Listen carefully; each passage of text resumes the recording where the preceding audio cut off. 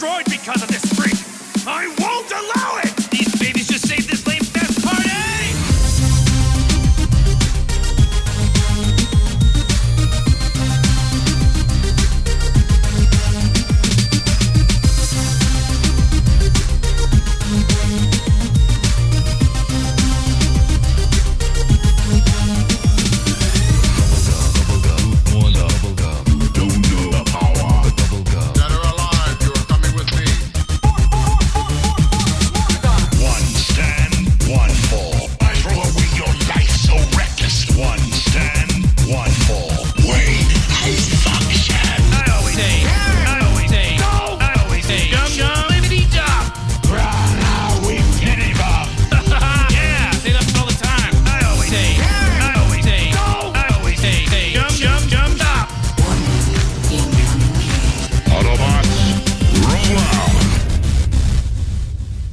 What's going on? You are listening to This Week in Geek.net. My name is Mike the Birdman Ashkoway, and welcome to one of Canada's longest running podcasts as we record on this glorious Sunday morning here in the lovely royal city of Guelph, Ontario, Canada. But I'm not alone as I discuss some of the things that happened around the world this week. I'm joined by my compatriot, my brother, my co-host for many, many years. Alex, the producer. Getting close to 10 years, buddy. For me, at least. Yeah, but so you've been with the show for, man, it feels like literally forever. Yeah. I mean, since I moved to Guelph in 2017, you've been with the show around that time? 9 years. Wow. You moved in, and the first thing we did together before I even joined was the Mass Effect Andromeda review. Oh, yeah, and we got to work with Jackson from YouTube, was a pretty prominent YouTuber. He's done stuff on Assassin's Creed. He covered Mass Effect. Really, really good guy. I'm really glad we had a chance to work with him. So, yeah, it has been a hot minute here on the show. We've had a lot of stuff drop. Obviously, we had the Aliens prequel show come out last week for 426 Day, so that was Alien Day. We had an interview you just did for the Canadian Game Awards, and how did that go? That was pretty awesome. I had a chance to talk with Carl, who he's worked as a journalist in the industry for quite some time, and he built the Canadian Game Awards. There had been a previous industry award, similar name, back in the 20-teens, let's say, and then it sort of shut down, and somebody said to him, maybe you should start up an industry award show again. He had planned initially to do it in 2020, and the world had other plans. Yeah, he had planned to do it, I think, in the first quarter there, and it was like, that didn't go as planned. And it was a digital-only event for the first couple of years, and then last year it was in-person, more of a smaller affair that was like true like industry insider sort of thing. Just, like a trade show, mostly like a trade show award show. And now this year the push is to make it more like a public-facing one. So, think like any other major award show that you'd think of, like that, televised, through Twitch right now and then YouTube, but also, getting tickets for general audiences to go, all that stuff. So we had a good discussion, and it's something that we, as media personalities in Canada are hoping that, it grows, and because we need to celebrate more of our homegrown stuff too, because a lot of our stuff, like there's stuff that you wouldn't know was Canadian. That was one of the discussions we had. If you should go listen to the, anybody out there that hasn't had a chance to listen to the interview, there's a lot of games that you wouldn't necessarily know are Canadian or are Canadian. Because I know Warframe was developed in London. Yep. I think the big one was Balatro. I didn't know that was Canadian. Oh, really? Wow. Yeah, Balatro Tunic. The little fox game. Yep. And we also go into, if you want to listen to it, we go into their criteria on what constitutes Canadian, because we had a discussion about CanCon, buddy. And it was like they wanted to not get into that granular into it. It's more like, what is, who is the primary driving force behind the game? Like, one example I'll just give is like how Ubisoft Montreal will be the lead developer on an Assassin's Creed game, but there's like 13 support studios. Mm-hmm. What constitutes Canadian? It's whatever is the primary studio. and whoever is the primary creative force, that sort of idea. And again, go and listen to it. It was a fun thing, and it's something that we hope gets bigger and bigger, and should be exciting for anybody that is local Southern Ontario, or I guess you can buy tickets and travel, but I think they're mostly marketing it this year for if you're in Ontario and you're a big gaming fan, you can buy tickets, go to the award show, see some celebrities that come out and support the industry. It's pretty fun. Yeah. I mean, I know we had a conversation with Carl and some of the other support staff who work with this. I'm actually going to be attending with Blair, who is my wife. We're going to be there on the ground covering the event. I'm going to bring some of my equipment from CFRU, from the spell book, and maybe I'll grab a couple of interviews while I'm on the ground there, providing everyone has time.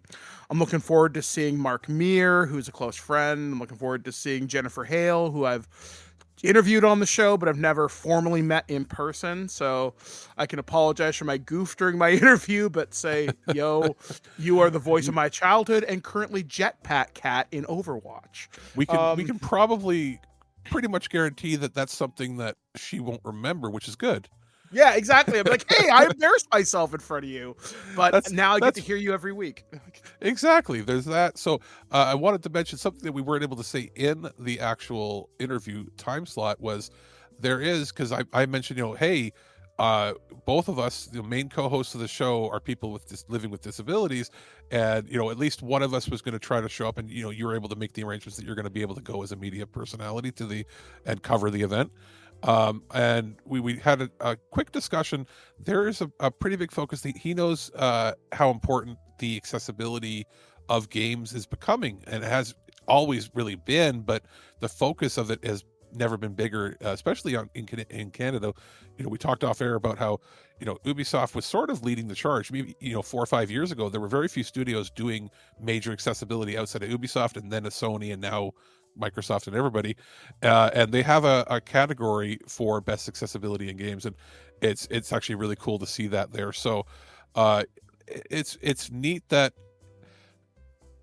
basically everybody is starting in the industry to see that is a vital pillar of importance.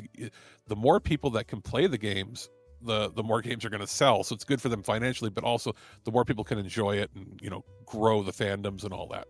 So that's pretty cool. Yeah. Outside of that, the only other thing that's happened with me was my apartment was raining earlier last week. Good time. Yes, somebody 2 floors up had a problem with their shower head, apparently, like the stem that goes to the wall, and didn't know that when they were taking a shower, water was leaking into the wall, and the apartment above me had it raining in their apartment, and in mine, it started raining. I heard sounds, and I went, that sounds like rain, but on the inside. And I went to the bathroom, and sure enough, there was water dropping on the floor, and had panic mode for about an hour till we realized that it wasn't a burst pipe, that it was like only when the shower was on. So the landlord came, fixed it, and then we're waiting until we have new drywall put in and stuff. But things are moving. It's never boring where I live. Yeah. As for me, this last week, I've been super busy. One of the things that is happening in Guelph is we're having a municipal election in a couple of months in October. I'm already talking with some of the candidates about accessibility and Indigenous issues. That I've had a couple of really positive conversations regarding that. I was also working with a group who's trying to establish a independent renters union here in Guelph, and I've been working with different groups there. I also did some of my poverty advocacy, because I occasionally work with some other groups here in town, and oddly enough, it turned into Mike runs a legal clinic. I should mention I'm not yet licensed to practice law. I was going to say, it's Mike gives unlicensed, uncertified advice based on personal opinions that are not legally binding. Yeah, exactly. I mean, although it was really good, I was able to help out a person get in touch with some supports in the community, and that went really, really well. And then finally, this week, as I've mentioned on the show, I'm starting to explore different areas of my identity, and I work very closely with a group called Out on the Shelf, which is an LGBTQ plus library and resource for Okay. people in the Guelph region. And I said, hey, I work on Star Trek. I write a lot of LGBTQ plus characters, indigenous characters. I'm currently exploring what pansexuality and bisexuality means to me. And they're like, hey, and I asked them, like, hey, could I donate some of my books? And like, that would be great. So I went down with them, met with some of their members, had a really wonderful set of conversations. Got a chance to show them some of my Easter eggs in the book, namely the USS Guelph and some of the other little things in there, and they were so thrilled. It was a wonderful conversation. I should be able to share more about that when they post up more on their social media in probably a couple of days, if not probably when their newsletter comes out next. But it was a really wonderful time just being able to collaborate with a group like that. So in addition to that, I'm also going to my first ever radio conference. I've done PodCamp in Toronto at the now University of Toronto. It used to be Ryerson when I went. But I'm going to be representing CFRU at the National Canadian Campus Radio Association, the NCRA, I think is what the acronym is. There's actually an entire day about podcasting, which will be exciting. So I'm going to be doing that at Hard House. Well, it's not like you know anything about that. Yeah, exactly. Well, it was so weird. I'm like, this podcast has run longer than, dude, this podcast has run longer than some of the people in campus radio have been alive. Yeah, it's kind of crazy. I was like, think about that, dude. It's that we are at 19 years. There are 18-year-olds in college now. Yeah, like one of co-hosts, Ken, said he grew up listening to us, and I always found that really shocking in retrospect. Well, that's shocking, but think about this. You could be working right now with people that were born after. That's it's so wild, and there's so many interesting presentations and keynotes. So I'm going to be in Toronto for a couple of days. My sister Shannon's going to come look after Beaker Aylin Dutch, so she'll be here guarding I guess Echo Base is what we've kind of called TWIG HQ in Guelph. It's not the bird's nest anymore, or the I don't know. I have to find a name that fits. I've always liked Echo Base because I'm a Star Wars guy. Or I guess, yeah. You used to say TWIG Command Center, but yeah. But a lot of the command center has become decentralized. And I guess if you're Echo Base, what would I be? Delta Base? Or I'm trying. If I had to put this in Star Wars terms, you would be Dantooine.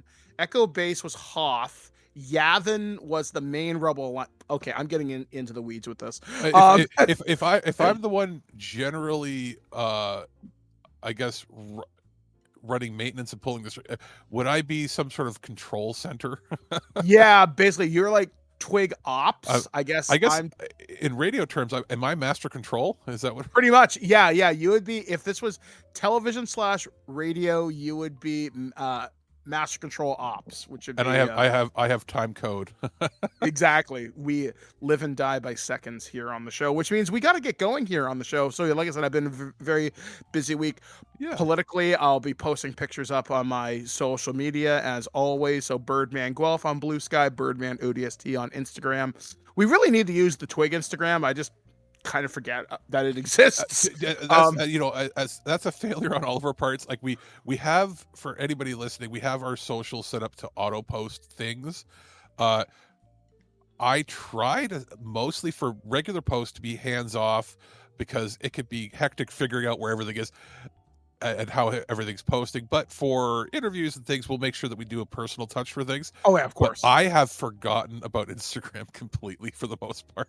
Well, it's weird because I don't know what's getting posted. I think things auto post based on our Facebook page, which goes to threads and all that stuff. Yeah, where my focus lies is a lot of times with YouTube. Even though YouTube is like 0.01% of our listeners, there are a few dedicated listeners on there, and because of how the podcasts work, they don't auto post art anymore. They didn't, and I had to do a roundabout way of them posting. But when it does that, it doesn't post the podcast art. I have to manually update it like once a week with the podcast art page, like for each show. And when I do that, I look about 10 episodes, and there's inexplicable as to why every single week 10 or 20 of our episodes go private, and I have to manually make them go public again. It's so weird. I mean, it's annoying, but I wouldn't even do it. But the best part about YouTube is, even if an episode might get 20 listens on there versus the thousands on other platforms, it's somewhere that if we were to change how we host things, it's always a backup. It's always there. YouTube is eternal, at least right now, knock on wood. So it's it's always a place where if somebody doesn't know how to listen to a podcast or have Spotify or have Audible or any of the other iTunes, anything else, that is something that grandma can click on and it works. Right? Exactly. So, it's so simple. It's so user friendly. So that takes up a lot of my mind when it comes to like maintenance stuff, and I've completely forgot that exists. I mean, we still maintain a Twitter presence only because it's, where we have it's a larger platform, larger following, and that basically mirrors, like, if you're nothing gets posted to Twitter that doesn't post to our main stuff on Blue Sky, which is the preferred way and less toxic way to communicate with people now. So you're not missing if you're on one or the other. That we do sort of mirror that. But yeah, we should get on the Instagram thing again. Yeah, exactly. So yeah, I guess we have a very busy show for you this week. We only have a couple of stories this week because literally I have to go catch a cab to go down to Toronto quite shortly. But we have reviews coming up from Alex. We're going to have something from me here in the show since Alex is the editor this week. It is Dealer's Choice. So as to what you're going to hear, probably some fancy new stuff that is hot off the presses, some stuff that may be interesting to your gaming collection, or stuff that may just accessorize your life in a variety of ways. So we're going to take a break here on thisweekingeek.net. We're probably going to hear from Alex right now. And when we come back, we'll talk about what happened around the industry, be it entertainment, nerd, geek, dork, whatever. We will be back right here on thisweekingeek.net. I've been Mike the Birdman. He's been Alex the producer. We'll be back, guys, right after this. Welcome, bandits from all over the world. We are Bandit Trap, a home security company, and our new line of home defense products needs to be tested. So we're calling on you to do the job.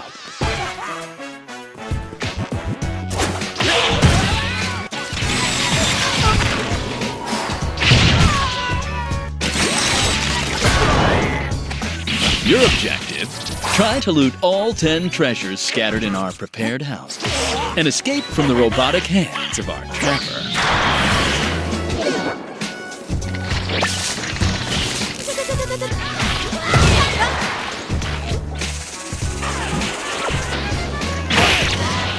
This little fella packs all the skills to achieve our ultimate goal. Defend homes and their treasures against bandits from all over the world.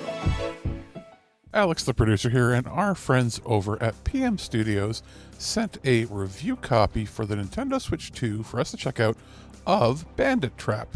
This is a pretty cool new 1 versus 3 game where you can play it actually in solo mode, like single player, which I did a bit to test it out in offline mode, or you can play online with online matchmaking or playing with friends. So it's pretty open to everything. So sometimes it's something that is a concern with these styles of games, where sometimes there isn't a robust or interesting single player offline mode, and there actually is here. It works pretty well. The AI is pretty good, but basically, what is Bandit Trap for people that don't know? Well, it is basic premise is you have a trapper who is setting up booby traps and even potentially doing things like hiding in furniture around it to surprise attack the bandits that are coming to basically steal the loot and prizes and quote unquote from the house. And depending on what you play, you can choose to play as the trapper or as a bandit. And the basic premise, it's similar to other games of the genre, but again, where this stands out is it's got a pretty unique personality. I had a pretty good time with it from what I played. I made sure I tried out basically every mode that I could. Played a little more of the single player when I was playing, before bed at home, just trying it out in handheld mode and then a little bit in dock mode, played a little bit online off and on as well. There is tons of little gear and different outfits and things you can unlock as you're playing, customizing the look and feel of the game for you. The walls can be blasted. There's destructible environments. You can flood rooms. Some of the traps can compound, so you can do things like make the floors wet, then turn them to ice, or mix it with different environmental effects to combine, puzzles into environmental, traps sort of thing. Pretty neat overall, well put together. On the Switch 2, I had zero problems with like frame rates or stutters or anything. So it's actually quite good. It's also available on PC via Steam, Epic Game Store, PS5, and Xbox Series X. So it's basically all the modern platforms it's ready to go on, and I had a good time. I'll put a link in the description for the show if you're interested. I think it's pretty cool, and it would be worth checking out, especially if you got family or friends and kids, whatever, that want to just sort of have a good, fun, family-friendly, I'd say, game in this style. Because, sometimes the games that have come out in this type of style have been the more mature-rated games, the classic horror games that have been, horror franchises that are translated. And this is something that is not just a lot more friendly for the whole family to get involved with. The Prime Minister of Sweden visited Washington today, and my tiny little nipples went to France. Gossip, rumors, panic in the streets. We're lucky. This Week in Geek News. Welcome back to thisweekingeek.net. My name is Mike the Birdman. That's Alex, the producer. And this is the Nerd News Network, only on thisweekingeek.net. Our first story comes, I'm not quite sure where this came from, but it came from Alex. So basically, they're collected a bunch of different sites, but they all reported the same thing. Yeah, exactly. So in this story, the Oscars just banned AI from winning acting and writing awards. On Friday, the Academy of Motion Picture Arts and Sciences announced new eligibility rules. Going forward, acting roles credited in the film's legal billing and demonstrably performed by humans with their consent, emphasis ours, can be considered. Likewise, writing has become similarly definitive language around the controversial technology. Screenplays, quote, must be human authored to be eligible. In recent months, AI-focused companies have floated performance made with the controversial technology, like Tilly Norwood as the future, that plus an upcoming movie's Gen AI-made performance of the late Val Kilmer has sparked controversy online. With these new rules, the Academy seems to be cutting off any ambitions and concerns. They won't stop productions from using Gen AI, but those just works won't be rewarded for that. At the time of this writing, the Academy hasn't established rules about Gen AI being used in other categories like visual effects, costume design, or music, but the steps that are taken here are big given the foundation for other awards to work within their own kind of mediums.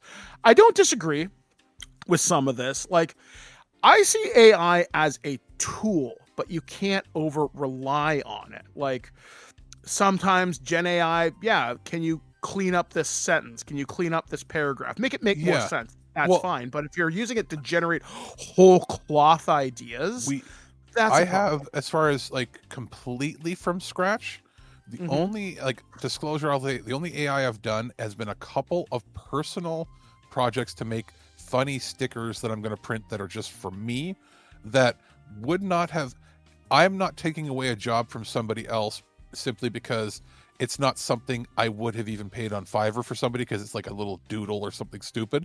And even then, when I've done AI generation, if it's like a goofy thing, putting myself into something or whatever, I will take a picture of myself. I will take a picture that's public domain of something else, and I'll say, can you put me in there? Basically saving me the time that I could have done by photoshopping it in myself. And I could do these things, but they would be time consuming, right? So as time fixes, it's good. We don't use, I guess technically it's a large language Gen AI model. We use AI, and we've been using it for a year for audio cleanup of background noise, hiss, and removal on our recordings. But that's more of a removal thing. We're not even like we're not really using it. We're not like generating music for the show or anything. No. It has been like clean up our audio as a tool.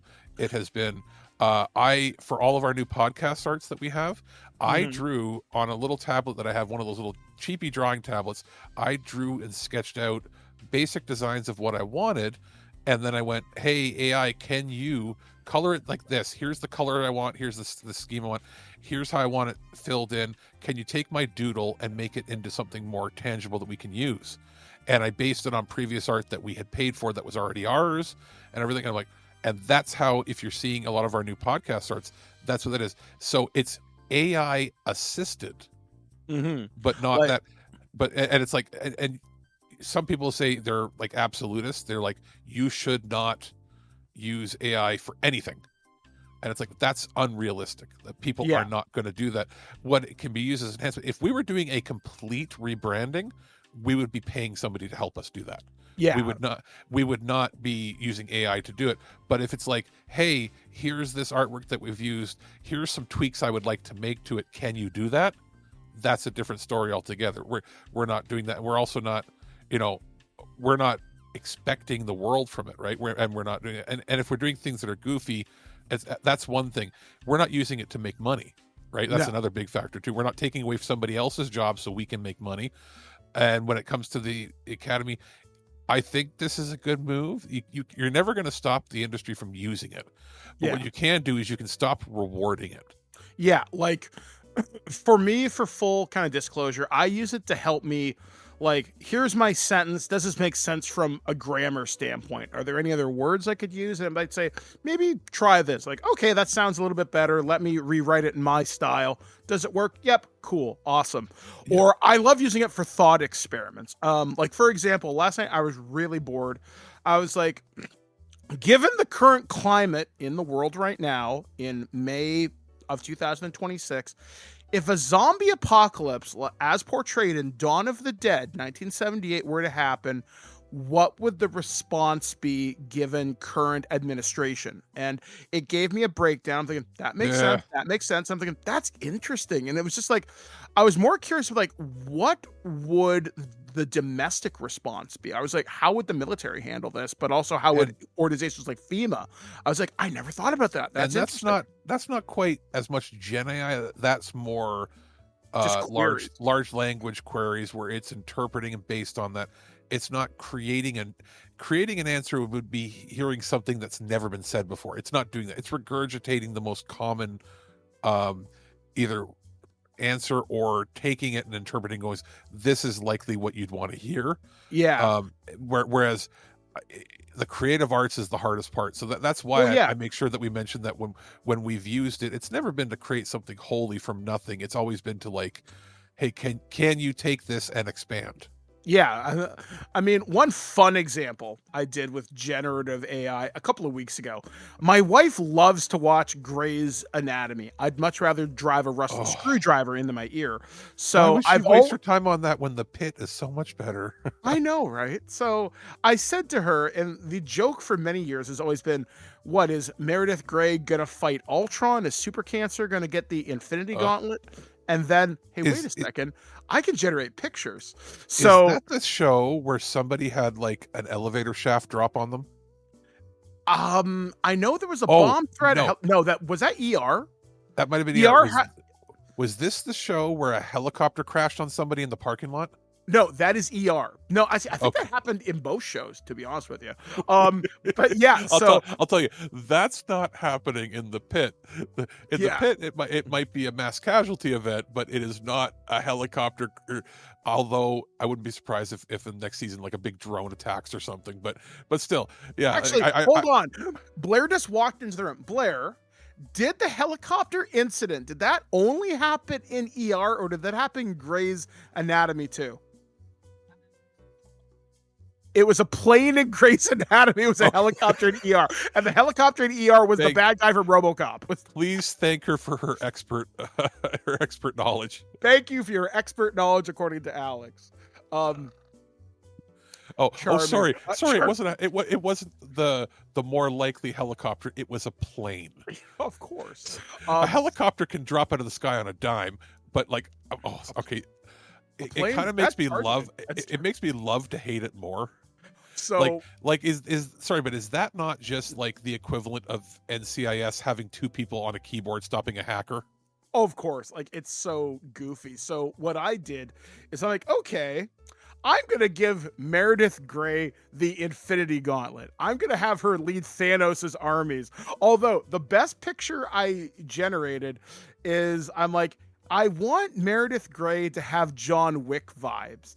And she's walking out of this like parking garage that's on fire. She's holding Oh like God. John Wick's pistol. And I posted it to I think it was Blue Sky. And our friend Darla was like, this actually looks kind of cool. Did- And I was did- like, from the world of John Wick, the doctor. They took her husband. Now she has but one thing on her mind and one bullet in the chamber. Revenge. Do you know what you just did? What? You just created an episode of Scrubs. John Wick and Meredith Grey or the Infinity Stones or all the above. All the above. That's what you just did. My only recent goofy endeavors with generative AI was for my different gaming handheld devices. I wanted to make stickers I could stick on the back of them, and I wanted to give them funny pun names. So I shared it in the chat, but I haven't shared it to the public. I will once the stickers are printed eventually, and I have some of the systems are on boats from Japan coming over from auction sites. But like I have a DSi, and I decided to use Gen AI to alter the like DVD cover logo for Sue Thomas FBI, the TV show, the family G-rated detective show from the early 2000s. So Did your brother love that show or something? he loved it. He was also 4, so that tells you. And in my mind, that was his version of like me as a little kid watching Diagnosis Murder. Okay. So I can't blame him. But I changed the logo using Gen AI so that it says Sue Thomas DSi, and it has her and the dog both holding DSIs playing them. And then for my my upcoming original Nintendo DS, I'm going to be putting a different shell on it, a red shell, and I wanted to have it reboot themed. So I had used Gen AI to put hexadecimal in it, playing a DS. That's And fun. with her face, and it's instead of the reboot logo, it says hexadecimal on That's it. funny. That's pretty cool. And then my I did for a Wonder Swan that I ordered, I made it the Wonder Honk, and Yeah. it has a Canada Goose attacking a swan to steal its Wonder Swan console. And then the last one I wanted to make, I have a Game Boy Color I just picked up, but the case is kind of scratched up, so I'm replacing it with a purple outer shell, and the buttons and everything are made to look like the YTV, the Zone, Keep It Weird era. Mhm. And on the back, I used Gen AI with training it on a few different photos, plus myself, to have me in the zone where PJ Phil would have been, playing the Game Boy with Snit to the left of me, and it's my Snit Boy color. And so it says, instead of the zone, it just says Snit Zone color.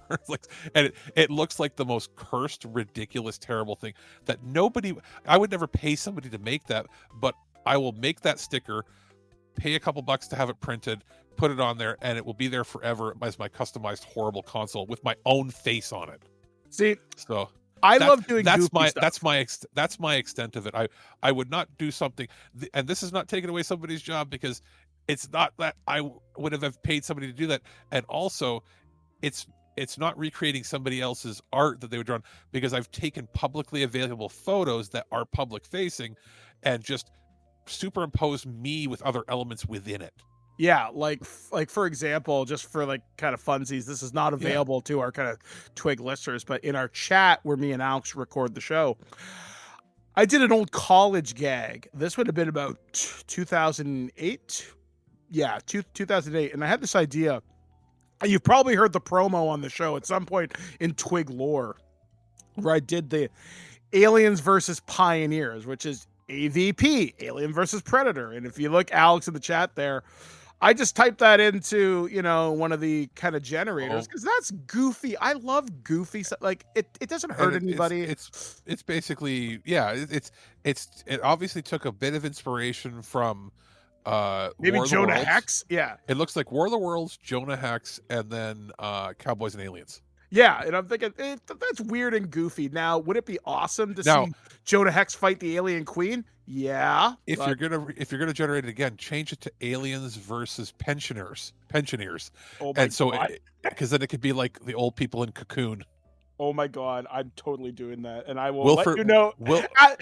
At the end of the show, we will discuss what this looks like. I wanted to have Wilford Brimley and Betty White. That's Okay. the rule, son. Make a note of that and maybe throw that on the socials. If somebody wants to follow us on Instagram, you can check out some of these stupid things we're going to be posting. And Betty White. Okay, I got it. All right, cool. So anyway, yeah, like honestly, I think keeping Betty White as Ripley with the exosuit on.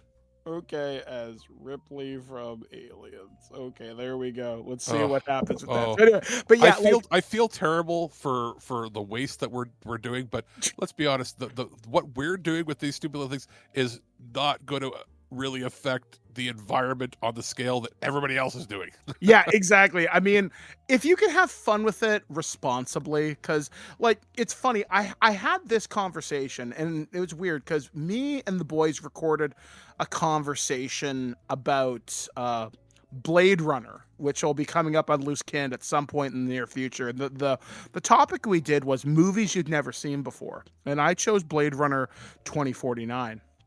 And the thought that I had is like, we all talk about AI being bad, but let's talk for a moment. What's a good example of AI?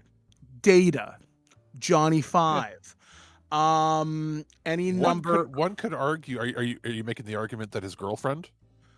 Yeah, like Joy. Yeah. Like there are things, but then again, I'm glad you mentioned the whole girlfriend thing because there are people who will have artificial intelligence girlfriends, and is that a cure to the loneliness epidemic? Definitely not, but some people see it as a form of therapy and companionship. So depending on how nuanced it gets, it could be a cure for your personal loneliness and depression.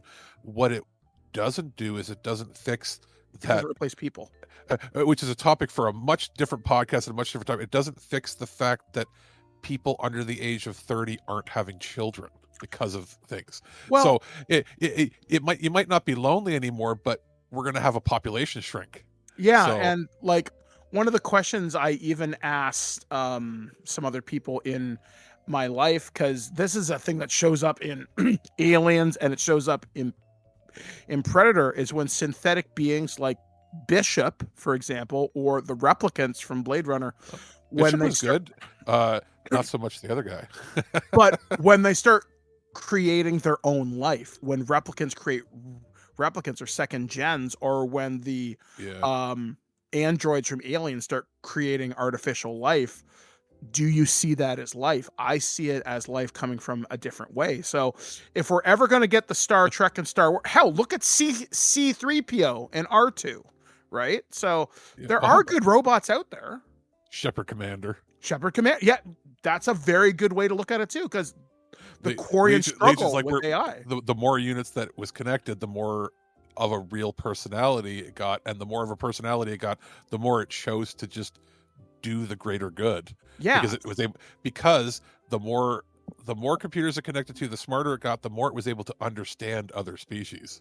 Yeah, so it's like one of those. Or okay, Edie, prime example. Yeah. Completely unique AI, communicates and does, or even in Mass Effect Andromeda, I forget what was the name of the.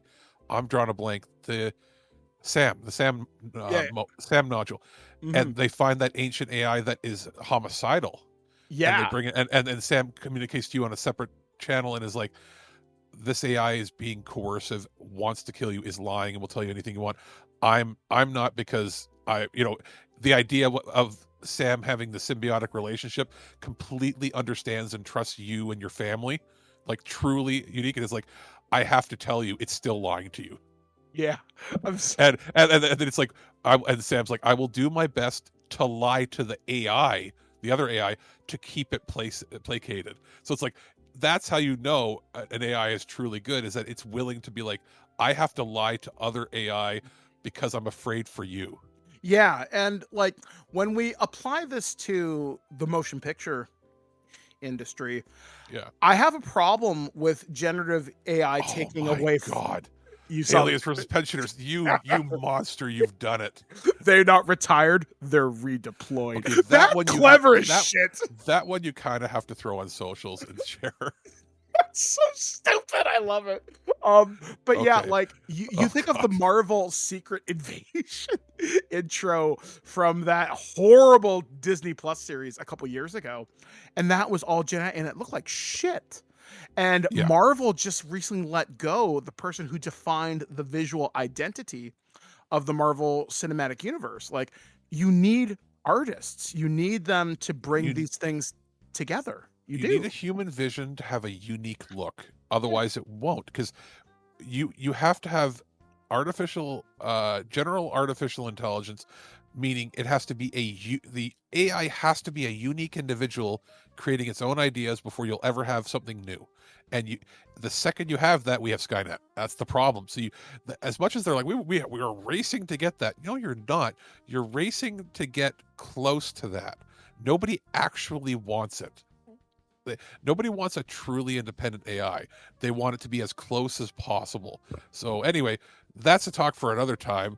I guess, long story short, with this Oscars, I'm glad that some industry is actually taking note and making a hard stance on it. Yeah, exactly. So hopefully we will not see this anymore, but I have a feeling this is only the beginning of the fight. Yeah. Our next story comes talking about Roblox, which is a very popular online game. Roblox stock nosedives after company says it expects to make $1 billion less this year. Roblox's stock price took a dramatic hit today on May 1st following the company's latest earnings report, during which it said new user growth slowed due to the recently released age check changes. The company also massively decreased its upcoming revenue projections. Although Roblox averages daily active users jumped by nearly 34 million compared to the same period last year, and the total hours engaged surged by 43% year over year, bookings growth decelerated compared to 2025. Additionally, Roblox was banned in Russia in December 2025, and that had an impact, the company said. What's more, management said Roblox's growth was tempered by a, quote, greater than expected headwinds related to the new age check system. New user acquisition was slow too. All of this combined with a revised download revenue projection for the year of about $1 billion apparently spooked investors, with Roblox's stock sliding by more than 18% today, bringing the company's shares down to around $46. This is down from a 52-week high of about $150. Roblox rolled out the new age check system along with other updates, seemingly in response to a wave of negative press and lawsuits from multiple states, said Roblox is not doing enough to protect children.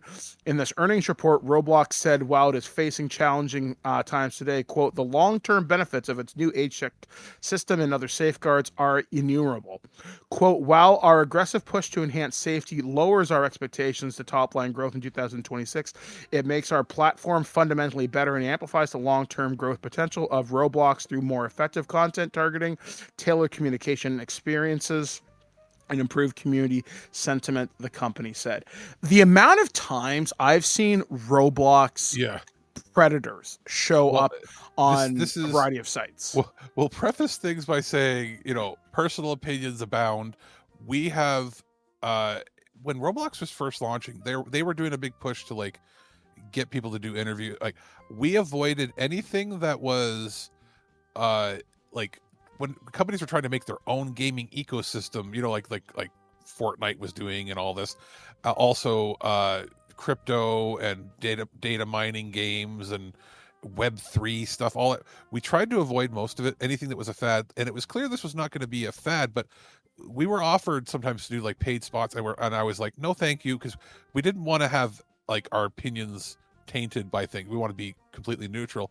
And the more that came out about it, I was like, I'm glad we didn't, because there have been individual games on different PC platforms, mostly where you have chat integration, that have been places where there's been predatory actions, especially against minors. Any game that has a lot of kids in it that has chat is a bad idea in general, honestly.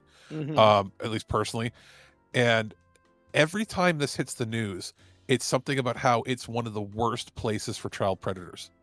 Well, yeah, and there's like almost no safety guardrails whatsoever. Horrible stories you can read about, and it's like I have friends and extended, even people I knew from high school, like on Facebook, that were sort of like acquaintance friends with, that will post things to be like, my kids are not allowed to play Roblox ever. Like it's enough that people that aren't in the gaming sphere, like just regular people, are like, my kids aren't allowed to play it because it's too horrible. And it's like, and the child labory type stuff where, kids can make games in here and sell things and make money, but they make money off the kids, and then like they don't have to report the income. Like, you're basically using children to make you money without paying them. Yeah, like there's a number of channels on YouTube that do exposés on stuff, and some are better than others, but I do see a fairly consistent vibe, and I don't like using that. Basically, child safety, both in labor laws and regulations and child protections from predators, are very lacking, according to basically anybody that's done investigations into it. We don't have firsthand knowledge because we stay away, but that's the vibe, is that child safety and regulations are not being enforced. Yeah, and it seems to be, and I may be wrong, correct me if I am, this is a Roblox issue I hear so much about, not so much in Fortnite. I mean, you hear about, toxic chat, but you don't hear about people traveling across state lines to meet up with someone. Or like, you usually will find it on, like, it's not Steam, but like games that are hosted on Steam that are kids facing, that have chat, that are maybe medium budget or maybe lower, but they grew really fast in player numbers, and haven't been able to grow their moderation with it yet. You see that happen a lot, and that's just the nature of PC gaming. But when it comes to ecosystem type stuff, it seems like if there's an article about it, it's always Roblox. Like it's not a great platform for safety. I don't remember Club Penguin getting a lot of controversy. Oh boy, do they ever. I say that with tongue in cheek. Yeah. Like, can we go back to Habbo Hotel? Neopets. Neopets at least seemed, you know what? I can't even say that. I don't even really know. Can we go back to RuneScape, where the worst thing that happened was like people like my little brother who was learning to program made gold farms and were selling it to other kids for PayPal money? Yeah, like RuneScape or ElfQuest or whatever.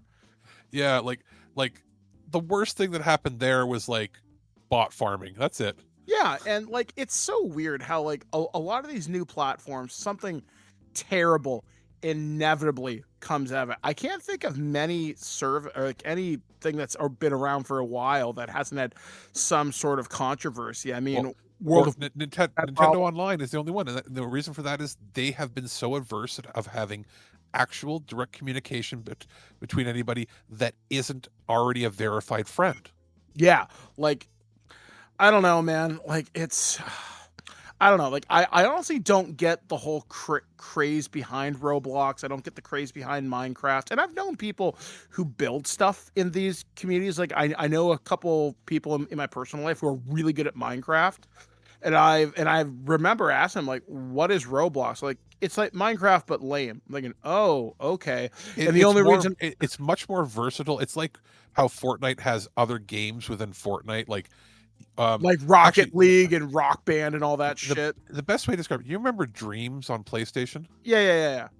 Where people, it's basically a game engine building block that you can drag and drop and do things. You can make any type of game. It's like an RPG maker, but for any type of game you want to make. What was that game that was like Half-Life that was like that? Do you know what I'm talking about? Oh, there's a bunch of games like that. Unfortunately, I don't know off the top of my head, but basically any game, you know how there's like all these Minecraft likes in quotes where it's like the games that all use the that style, or that they have basically a sandbox where you can make your own game. That's what it is. The problem is there is zero government regulation that regulates these things, and they don't want it to be because they're making so much money they can lobby the governments of wherever they're located to not. Like, you know what I mean? Nobody foresaw that there would be gaming ecosystems beyond the game consoles. So there's regulations on consoles for chat rooms and stuff, but there isn't for anything on PC is Wild West, right? Yeah, and I guess that's where a lot of the younger community is on PC, which PC and mobile, and these scale to tablets. That's why. Yeah, they get the kids hooked on tablets, and when they build or get their first PC, they get this, and then they get in chat rooms. And if parents don't realize what's happening, you will have problematic safety issues. Yeah, because like I remember kind of growing up, because more so me than you, but I grew up in the Wild West of MSN, ICQ, AOL, Yahoo, I Trillion. was there. It's like, hey, I want to get I want to get the TIE Fighter mod for Need for Speed 2 or 3. Okay, go onto this IRC chat with a bunch of guys in their 50s and ask them for it. And if you're lucky, you'll get it. If you're not lucky, they'll try to send you porn. Yeah, and I'm like 12 or 13.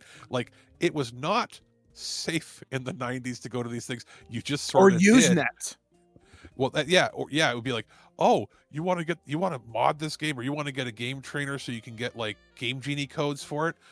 All right, connect to this news group and directly connect to some guy's computer where you can see all their folders and grab the file.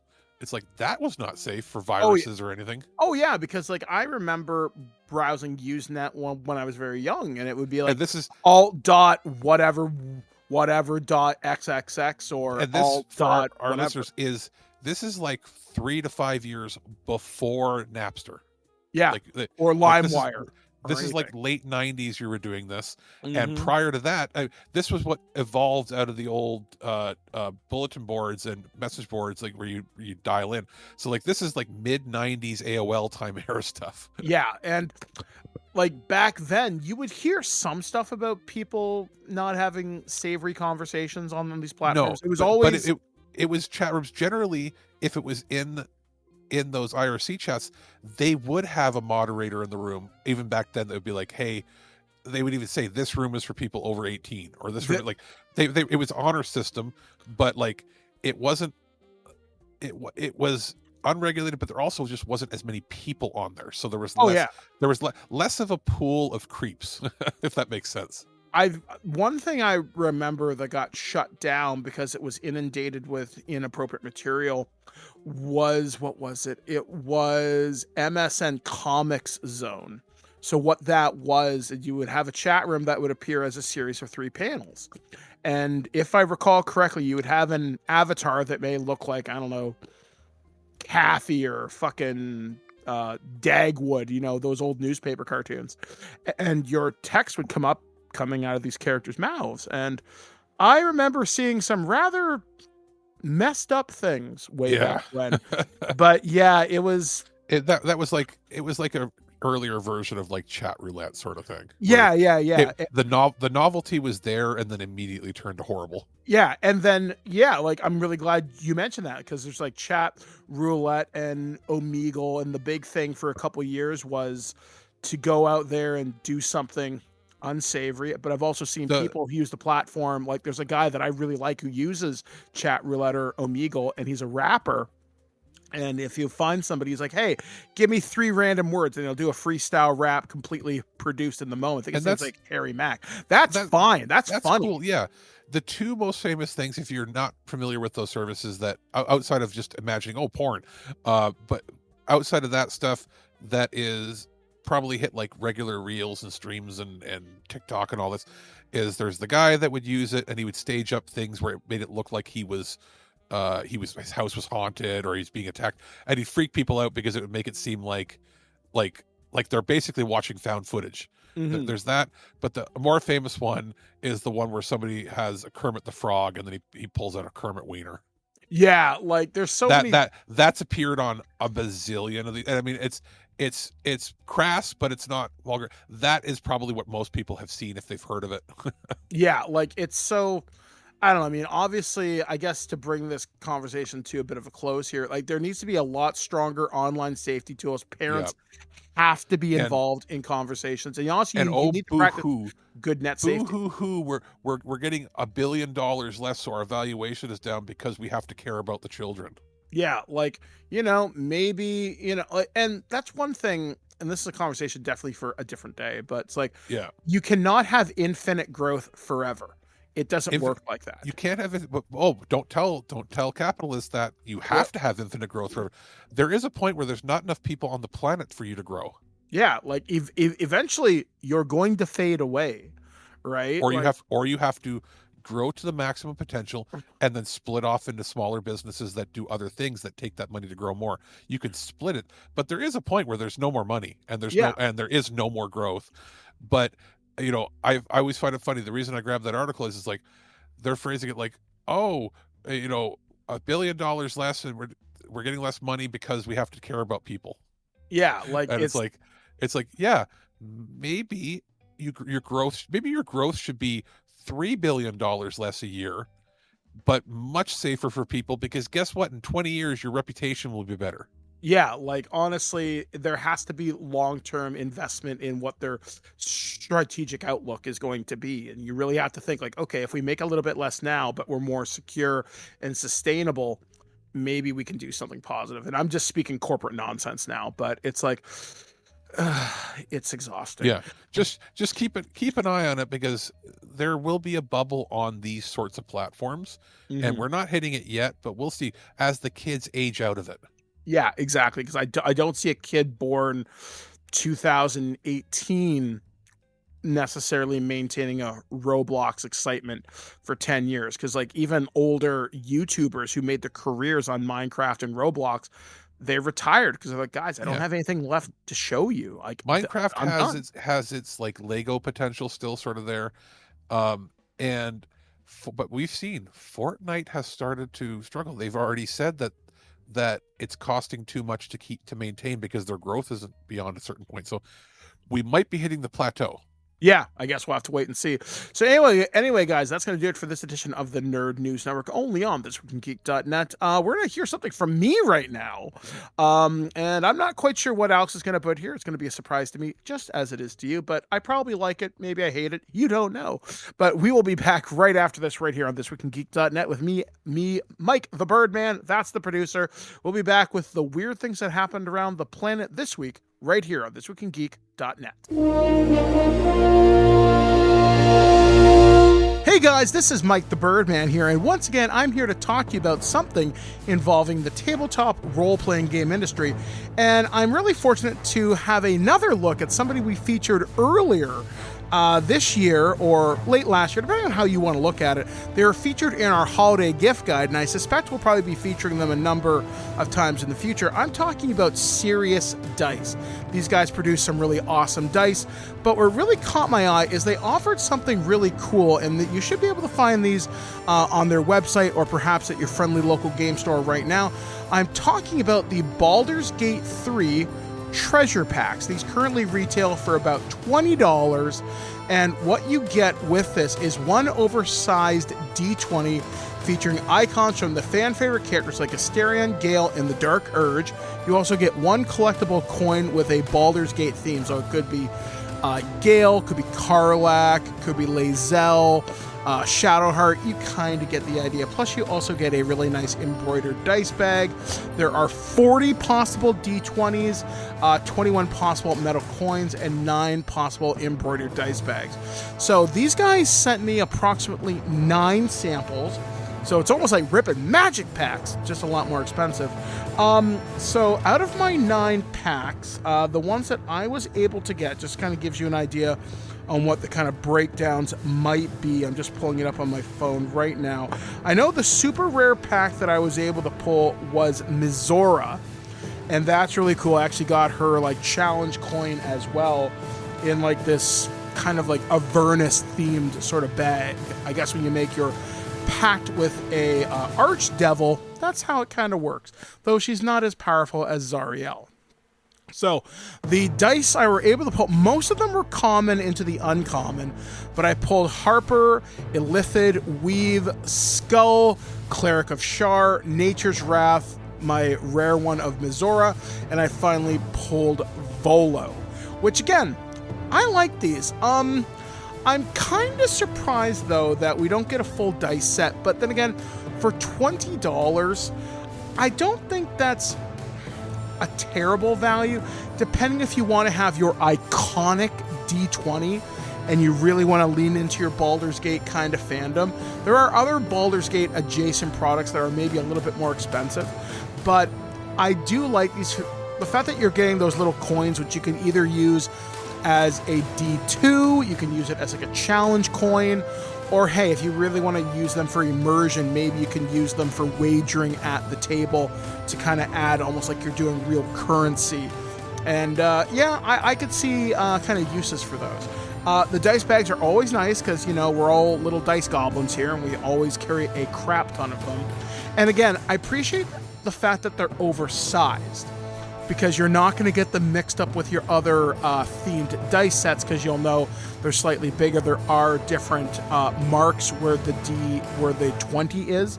In Mizora's case, it's sort of like this archdevil demon head thing on it. And again, the bags are of very nice quality. When you get the rare set, I did notice my dice was actually kept inside a small baggie that says rare on it. The other dice that I collected did not have that. They didn't say common or uncommon.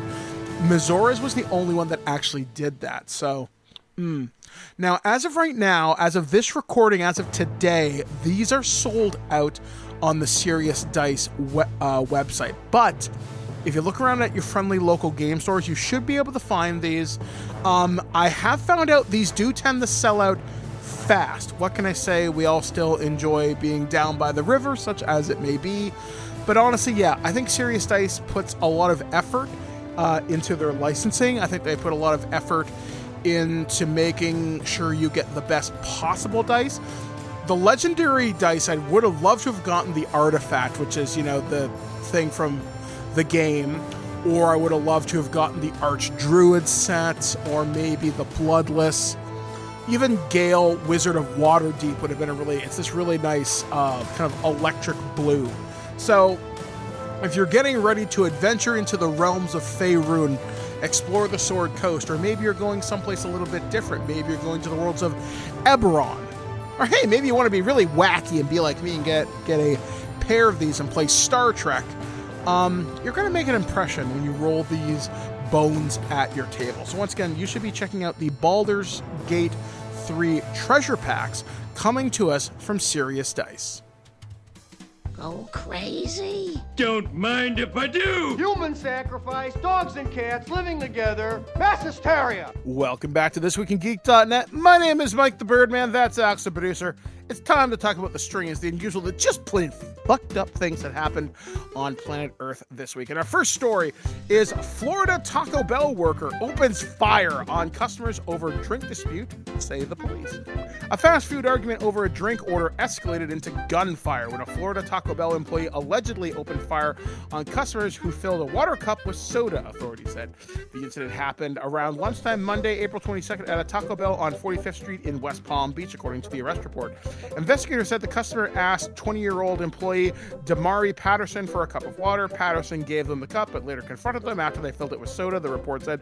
The confrontation quickly escalated into an argument before another employee stepped in to separate Patterson from the group. Police said a customer began recording the scene on a cell phone, capturing Patterson yelling moments before the sound of a firearm being racked and a gunshot, the report said. One of the victims ran outside and Patterson followed and fired another round in their direction, which missed but struck a restaurant window, according to police. The victim later went to a hospital and were treated for minor injuries. Authorities said Patterson called 911 after the incident and told dispatchers that a customer had jumped behind the counter, prompting him to pull out a weapon and fire. According to the report, Patterson also told responding officers that he believed customers had a gun and they could, quote, get jiggy. But investigators, I know, right? Like, really? That's the phrasing you choose? But Na na investigators na na na na. get jiggy with it, 9mm. But investigators said surveillance video did not support his claim of self-defense. Patterson was arrested and charged with 3 counts of aggravated assault with a firearm. First off, what Over 10 cents of Soda water. pops. Yeah, because those fountain drinks are about 10 cents for a medium. Is that what it actually costs the store? Yeah, and like, why are you strapped at work? You're Also- at a Taco Bell, not a Chick-fil-A. Also, if you Waffle House, that makes sense. if you don't want the ability to fill up, with soda, don't have a soda fountain out there. You know what I or mean? hand them the cup with water in it. Yeah, like places that don't have a public-facing soda fountain, where they have it behind the counter. If you ask for water, they will fill it up with water and give it to you. Yeah, I mean, and that's it. But if it's like I'm picturing in my head, remember the way Taco Bells used to be, where they would have like the 6 soda things right where they had all the napkins, like back then what they used to do. Here was the hack back in the day, back when it was like $1.50 or $1.99 for a pop. From there, you would just ask for a water, and they wouldn't give you the full size cup. They had like a little, like, not Dixie cup, but like, like the little, the size of those little styrofoam coffee cups that you get when you go to like a church or whatever. Yeah. And they have those ones. They're like barely 200 milliliters. That's what they would give you. It would be a plain one like that, because they knew you were going to fill it up with pop. But they give that to you, and they'd be like, okay, because legally they have to give you water at a restaurant if you ask for it without paying. They have to, at least tap water. At least in Ontario, that's the law. So they give that to you, knowing that it would take you like 5 attempts to refill it. But if you just wanted a little sip of pop, you could get that for free, basically. Yeah, because that was like a penny. That's for the cost of them, right? Or they might say, I just want a water, and they'd say, okay, it'll be 10 cents for the cup if it was given to you in the full size cup, because that's what it costs the restaurant for the cup. Now, when I've talked with employees of various businesses, some restaurant, some retail, and I ask for an exemption, right? Like, could I do this? Could I do X? One thing I've found that works surprisingly well, and this is definitely not ethical, but I think it's funny because it just shows how much people just don't care. I've literally asked people, are you paid enough to care? And they're like, no, I'm really not.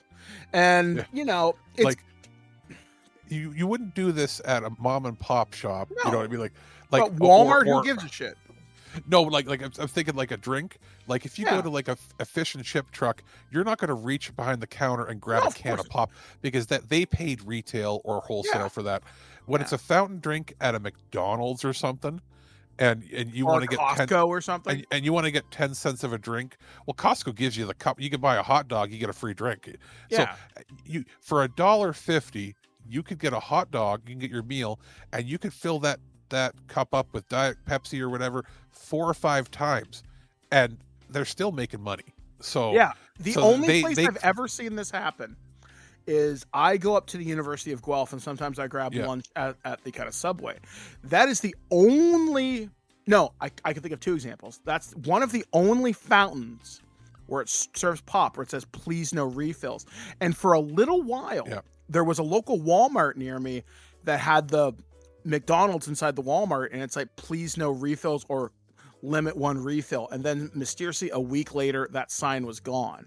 You can't have it public facing, because you can't berate somebody if, for like, okay, let's say you filled it, you drank your drink, and you're getting ready to leave, and you start having a coughing fit. You have to get some liquid in you.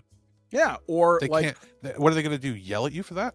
And if they're going to yell at you for 10 cents, they've lost a customer for life. Yeah, I mean, like, to me, it's always so bizarre when, like, again, your example of the mom and pop shop, I totally get it. Yeah. When you look at it versus a large corporation, like, I mean, you could always make the argument theft is theft, but at the same time, no, but like you're right next to you, you've got that kebab place, right? The family run kebab place. Yeah. If you went in there and they had a pop machine, and if they were like, no, please no refills or whatever, you would probably respect it more, because they're working really hard to keep that place open. Yeah. Or if I really wanted to challenge it, I would ask. I'm like, hey, do you mind? Would you mind if I'm really thirsty? Can I get a refill or something? And usually, if it's a mom and pop shop, they will say yes because they know it's not much. It's a respect thing too. Yeah, just But ask. at the same time, I also don't expect him to pull out a Glock.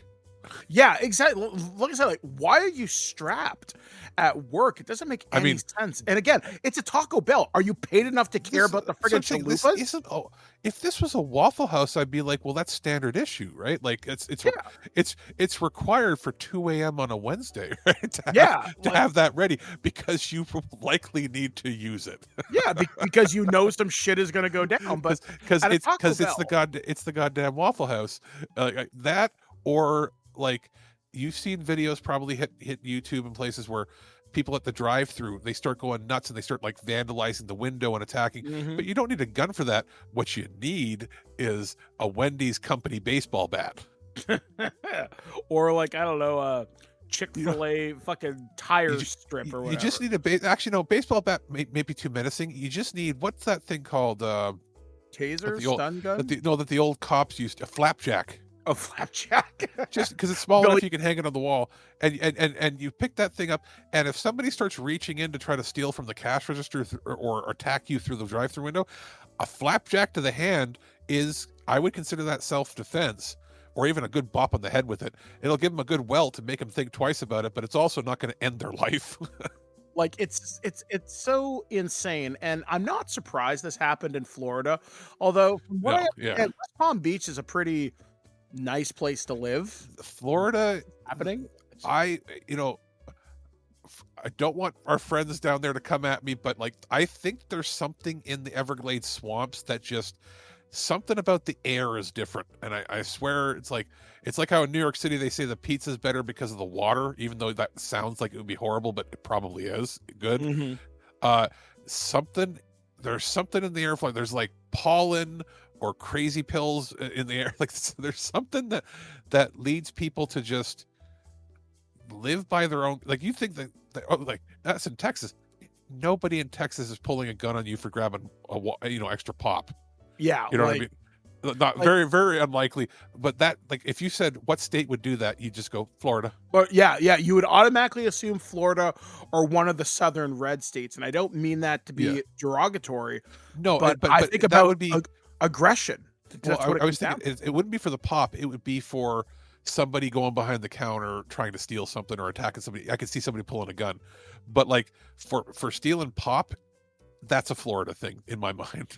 Yeah, and again, why would you lie to the police? You know you're on camera. Like you're not going to get away with this. And it's over a nickel. Who cares? Also, I'm going to assume because there weren't charges for having the gun that I assume Florida is a open carry. I think it's a stand your ground state, but again, concealed carry or whatever. Yeah. Like it's here the news story would be somebody had a freaking gun. Just period. Yeah, it's just so thankfully nobody was really hurt. No, but I'll tell you one thing, they probably lost more than just the one customer over this.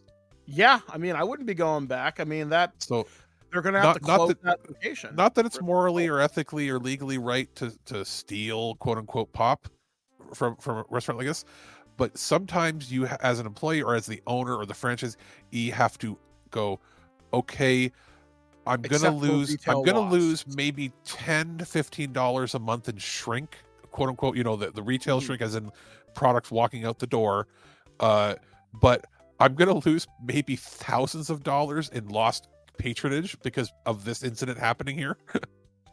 Oh yeah, that's just However, that's not the only fast food story we have this week. Nope, it's a double whammy right now. A food court special. It is. This is a two can dine on TWIG's dime. So a Chick-fil-A worker is accused of criminal activity in a $80,000 mac and cheese fraud, police say. A former Chick-fil-A worker in Texas is accused of trying to rake in the cheddar by ringing up 800 orders of mac and cheese and then refunding them to his personal credit cards. Keyshawn Jones, 23, allegedly pocketed more than $80,000 in the scheme in November, and it was all caught on surveillance video. Grapevine. I know this place. I've spent a lot of time in Grapevine, Texas. Should we call this person the craft dinner bandit? The Kraft Dinner Kingpin. The Grapevine police say Jones evaded arrest multiple times before finally being apprehended on April 17th with assistance from the Texas Attorney General's Fugitive Task Force and Fort Worth Police Department. Jones had been charged with property theft, money laundering, and evading arrest. Police said he's being held in the Tarrant County Jail.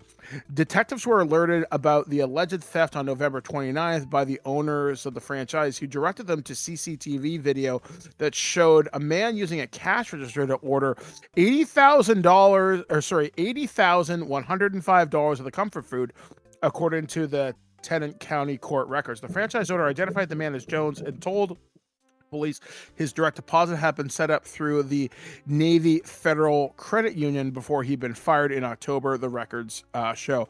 There was no indication in the records why Jones had been let go. Gee, I wonder why. Now, when he was arrested, did he make the comment, "It ain't easy being cheesy"? I mean, for something like this, now, if you wanted to get away with this over a long period of time, don't do it all at once. That's why you got caught. What was the classic, like, for like successful bank skimming? It's usually rounding errors of like a penny or two, especially that stuff actually happened here. Remember when we got rid of the penny and things were rounded up or rounded down? Based on it.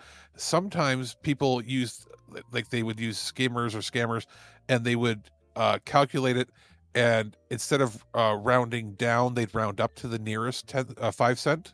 And in doing that, over the course of like a year, they could get like $4 or $5 grand or more of just like a penny here, a penny there, a penny here, a penny there, rounded up, and then they would cash it out. And then, it might not get caught by a company's accountant or auditor until they do a forensic audit and they're like, the pennies are off. You know what I mean? Like, that's how people did it. Or they would skim bank machines that way. That's how the successful ones did it for like 10, 20 years. And it's like, how did they get $1 million? Well, it took them 25 years of skimming, pennies. The one thing that I saw, I was browsing Reddit last night, and I think the post was called something like, "What's the deepest secret you have?" And one of the guys said, "I used to work at a university or college cafeteria, and each week I figured out how to scam $300 to $400 per week, and I was never caught over 10 years via the meal cards or something." He didn't go into great detail, or at least I don't recall the specifics of it, but it was like a lot of times it's like they're able to have so much. It's not like it used to be way back. The meal cards was like, here's your meal. You'd get like set plates and things you could pick up, and that would be counted. But when they started doing things where they would charge for the individual items, and it would be by weight, or it would be by item. You charge so much for the item, and they charge the card. So the students aren't likely, or usually at that point, paying attention to how much it costs, as long as the card covers it for the meal, and they could easily be adding extra money or extra items to it that aren't there, and then like they could find ways to make it so they could cash out the difference or something out of the machine. There's weird ways of doing it. Like, if somebody spoilage, maybe you could just say, this order of lettuce was bad or whatever. Yeah, if somebody wants to scam you, they will find a way to scam you. That's the unfortunate thing. And again, like the problem with this person, when they tried to did it, it wasn't well thought out. And again, theft is not great, even from a company like Chick-fil-A that has a colorful track record, we shall say. It's like how was he caught? Well, all the transactions happened on a Sunday when they're not open. Or here's a thing too. And again, I'm just gonna very brief thought experiment. Don't use your user ID. Rotate the cash registers. Maybe figure a way to get out of the camera's line of sight. I think the most common form of fraud and theft that way from a business is actually tip theft. Yep. 100%. Like, when I go to restaurants, or it's weird seeing tipping in franchises. And I actually did ask this to one of the you should not give a tip to anybody that doesn't serve you. Like, you don't tip fast food because they're not making the product, they're heating the product.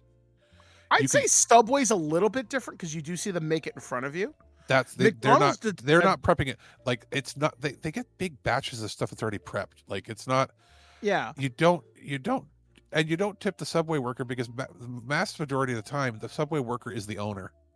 Yeah. So what had happened is I'd found there was, again, going back to Reddit, there was a post locally saying certain owners of local restaurants were not being great to their employees. So I went in, got my sandwich, and I asked the worker behind the counter, who I'm pretty friendly with, I was like, hey, if I tip you, this is going to you, right? They're like, yes, it is. I'm like, okay, cool. Now I don't feel bad about it.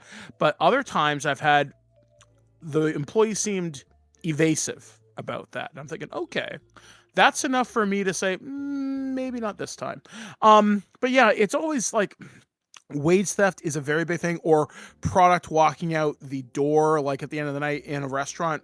Typically there was the rule you can make yourself a thing worth up to so much, or McDonald's, you're allowed to get like a value meal forever, however many hours you're working. And, you know, I was watching an episode of like Kitchen Nightmares or something years ago, and a guy was it the bottles of wine. Yeah. And it was like all the wine and shit. And yeah, so just walk out the door. What's her name? The crazy lady that had the Amy's Bakery. Yeah. They were stealing everybody's money. From tips and everything. Yeah, just the horrible. And then they like opened up another business somewhere else and it didn't work. And they still stand by that they were, you know, misled or put in a different light. Okay, then why were all the bad reviews happening before the show was there too? Yeah, like it's a guilty pleasure for me to follow all this stuff. I do not doubt that in cases like that, that there will be people that pile on and give bad reviews after because they want to be part of the movement. Mm-hmm. But there's a reason that those shows show up there in the first place, and that's what they never wanted to acknowledge. They're like, well, people aren't showing up because they're just not getting us. We need better advertising. You think better advertisement is going on a show about people that have bad management of restaurants? Oh yeah, like there was one episode that I saw, and this one guy, I don't recall some of the details, but some of it really stick out with me. So there was this chef that was hired by a small restaurant that was in like a plaza, for example, and he was making $100,000 a year, and he was calling himself the quote unquote culinary gangster. If you type that into YouTube, you'll find it.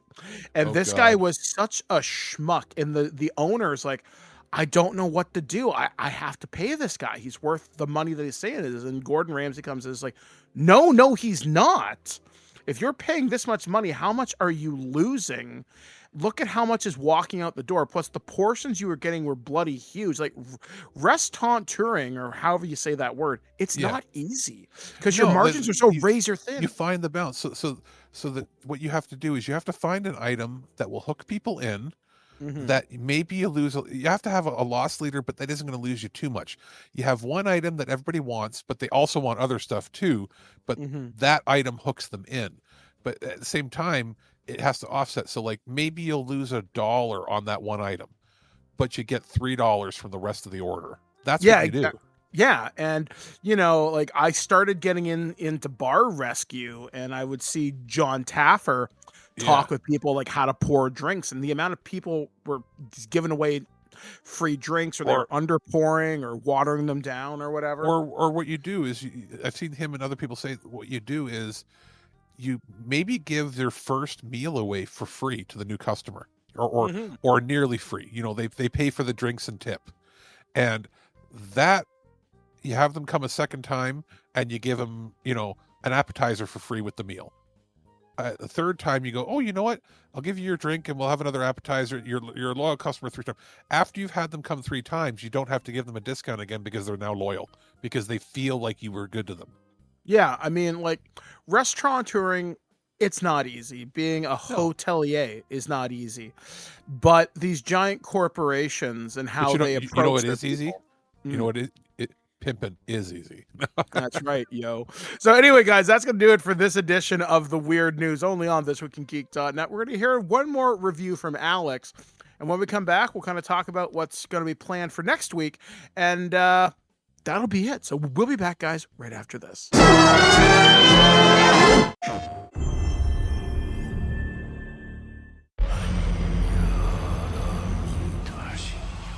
Art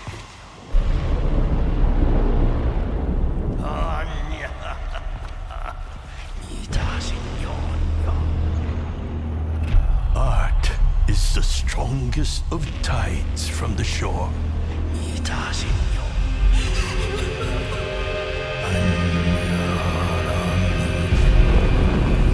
Lost Carcosa.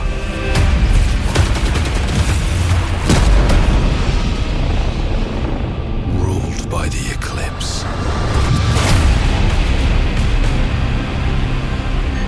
I search for you and find only death. But I always come back stronger.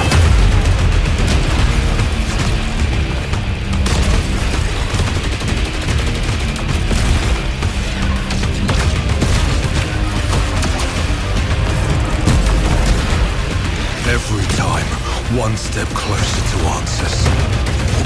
To more power. This is a newly established colony. All that matters is finding you.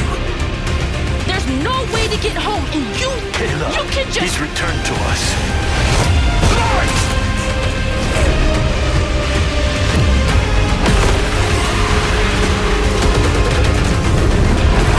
The sun is forever. And so am I. Alex, the producer here, and our friends over at Sony sent a review copy of Saros to play. We got it just as the, I guess, early access, 3-day early access was going to be there for people that had pre-ordered it. So that's why this review is coming after the game is officially launched. But interestingly enough, you know, I dug myself into it, and I want to say that it's something that you know as a listener that I'm not usually big into. I guess I call them like the live, die, repeat of video games, the roguelikes where you're very slowly making major progress, and generally it's all about the runs and the loops. That's never really been my thing. I've had a few games that I've reviewed here where I've been like, oh, this is a little more my style, or I've played a game where I'm like, hey, wow, even I like this. Now, does that mean that the game like that is usually good representation of the genre, or is it, you know, just something that catered more to me? Maybe other people that like that type of genre don't like it. I don't know. In most cases, it usually does correspond with, you know, a lot of people liking it too. So I guess there's that. Take what I say with a grain of salt then, because you know that pretty much I go into it as a skeptic with these sorts of games. I did review Returnal when we received a review copy back early in the PS5 life cycle. So this is Housemarque's next big game. It's the first big title for the PS5 in arguably quite a bit. So it's nice to see a major release come. I can say this: it is an easier game to play. It's hard. It's still very hard, but it's a much easier game to play than Returnal was, and makes some progress in. I, as somebody who is notoriously terrible at these games, made it through the first couple of bosses before recording time. I know I'm probably never going to be able to beat the game. I'm just not that good at this style of game. But I know that if I really stuck to it, I could probably get a certain distance in. I might hit a wall, but they've done a pretty good job of the progression system. So each run, you're able to accumulate points, which you can then use to purchase permanent upgrades. There are walled off areas where you must beat the biome or area boss before you can move on and then upgrade more aspects. So there is a point where you never get too powerful for the area. Personally, I'd like a mode where you can get way too powerful for the area so I can finally breeze through. That's just me. But I can say this: the controls are very tight and concise. I'm playing it on a base PlayStation 5. After the game came out, I made sure that I had a chance to play it with my brother, who has a PS5 Pro, and it looks even better there. But on the PS5, it is like a lock 60 FPS. I didn't encounter personally any slowdown whatsoever. Zero latency, very tight controls. One of the best looking games graphic wise I've seen this generation, and the fact that it's on the 6-year-old base PS5 is pretty amazing. Audio is great. Controls use full advantage of the haptic feedback, the adaptive triggers, the rumble haptics where you're walking and it just sort of trickles across the whole controller. It's actually been a while since a game has used every feature of the PS5 and the DualSense controller, so that's pretty awesome. The story is interesting. It's the kind of thing where even if I don't end up beating the game completely, I will probably end up going and watch this, a breakdown and watch some, pro players beat it, sort of thing, because it is pretty intriguing. I can see why it's a spiritual successor, not in story, but like in style and theme to Returnal. Great voice acting, as I said, mentioned, great visuals. There's a certain sinisterness just to the whole feel. Everything is uneasy in this, and cosmic horror, that sort of fun stuff. I found dying in the loops not as bad as on Returnal. Like, I had a hard time with Returnal. With this, I can get a good 20-30 minute run sometimes, and I do feel like I'm getting better, but again, I don't think I'm ever going to be able to beat it because it's going to get harder and harder. The boss patterns are mesmerizing, and like, it's almost like I want to turn on like a god mode so that I don't worry about getting hit, just so I can see all the projectiles coming at me. Everything feels like this mesmerizing, hypnotic, crazy, dark, evil, sinister thing, and it's absolutely amazing. I hope that at some point they do an alternate version that makes it easier to play certain things. There's a mode that you can turn on when you're doing a run where there are certain things that you can collect later on in the game that I didn't even really get to yet, that you have to sort of balance out. You can get perks, but then for each perk you get, you have to put a counterbalance that makes things harder, so it balances it out. You can make it a little easier on yourself if you turn that mode on, because it'll turn off the requirement to turn on the counterbalance perk. So you could stack the deck against it to make it a little easier for you. It does give you a warning that the game is intended to be very hard, but that's at least there. There's still all the standard good accessibility options for making like subtitles easier to read, everything. It is going to require Twitch reflex gameplay. It is not something that you're going to be able to do if you have a lot of dexterity problems with your hands. So just keep that in mind. But if you're comfortable with the style of gameplay, I think you're going to have a great time.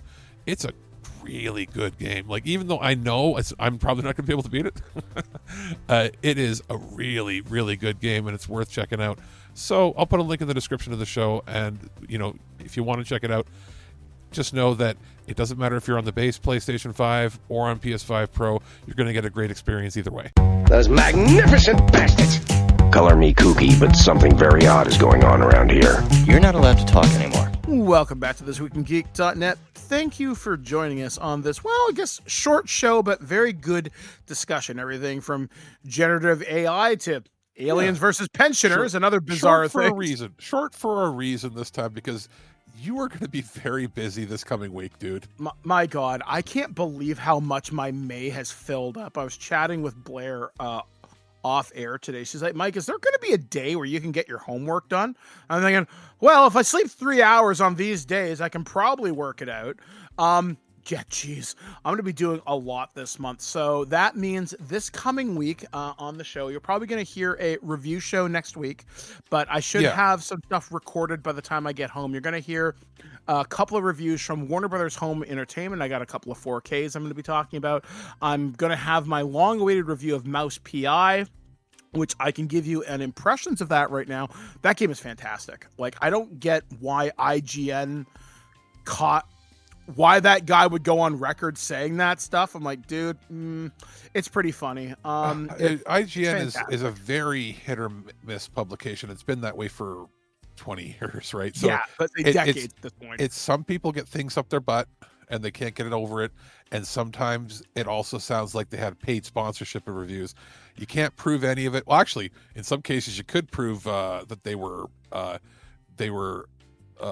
copying other people's work. Remember that controversy a few years back? I do remember that. But so you have to take what they do with a grain of salt. It's unfortunate that they're the largest voice in the online community for it, but it is what it is. Yeah, so we're going to have that coming up. I know me, Dave, Ken, and Adam have recorded a bunch of loose cannons. You've heard some of those come out. Some of those have been in like the milk in the back of your fridge, but they're still good. You know what? Sometimes it turns into something good. So instead of saying milk in the back of the fridge, let's say a bottle of wine you forgot you had.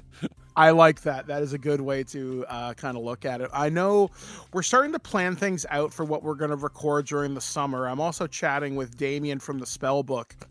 As you guys know, that show airs Wednesdays right here on thisweekingeek.net as well as CFRU 93.3. We have enough topics for the next few months.